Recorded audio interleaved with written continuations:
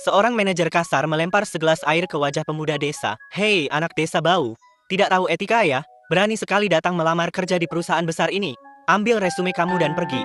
Saat suasana semakin tegang, seorang wanita datang. Permisi, siapa Anda? Kenapa memperlakukan orang seperti itu? Manajer itu langsung membalas dengan sinis. Bukan urusanmu. Kalau sudah selesai bicara, pergi.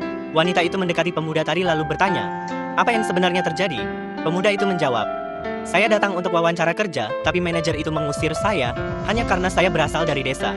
Wanita itu merasa heran. Sejak kapan perusahaan ini punya aturan seperti itu? Saya tidak tahu. Katanya orang kampung seperti saya tidak pantas bekerja di sini. Mendengar itu, wajah wanita tersebut langsung berubah dingin. Siapa yang mewawancarai kamu? Pemuda itu menjawab manajer Wang. Ia langsung berkata tegas pada sekretarisnya. Cari tahu siapa orang bodoh yang merekrut dia. Sekretaris itu mengangguk dan pergi. Kemudian wanita tersebut meminta resume pemuda itu. Ia membacanya perlahan. Lulusan jurusan manajemen elektronik dari universitas besar. Nilaimu juga sangat bagus.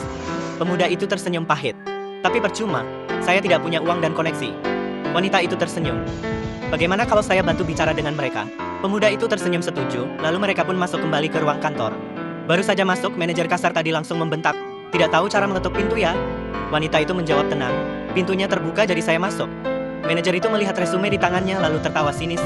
Lulusan universitas hebat, tetap saja anak desa. Perusahaan ini tidak menerima. Bukankah perusahaan seharusnya menilai pendidikan dan kemampuan? Kenapa Anda memperlakukan berbeda seperti ini?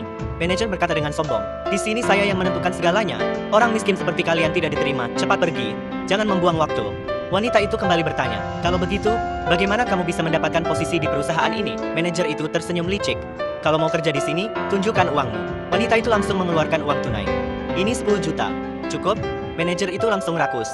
Lumayan, saya bisa kasih posisi pembersih toilet di basement. Jadi jabatan di perusahaan ini bisa dibeli? Manajer itu langsung berdiri dengan gugup dan marah. Kalau bisa kasih 50 atau 100 juta, saya bahkan bisa jadikan orang-orang rendah seperti kalian jadi manajer.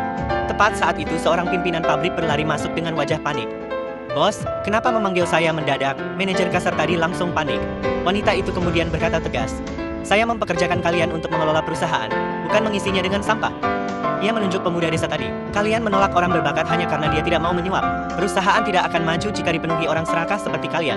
Kesuksesan dibangun dari kemampuan, bukan uang sokokan. Apa kalian setuju jika wanita ini dipecat? Like dan tinggalkan komentarmu jika iya.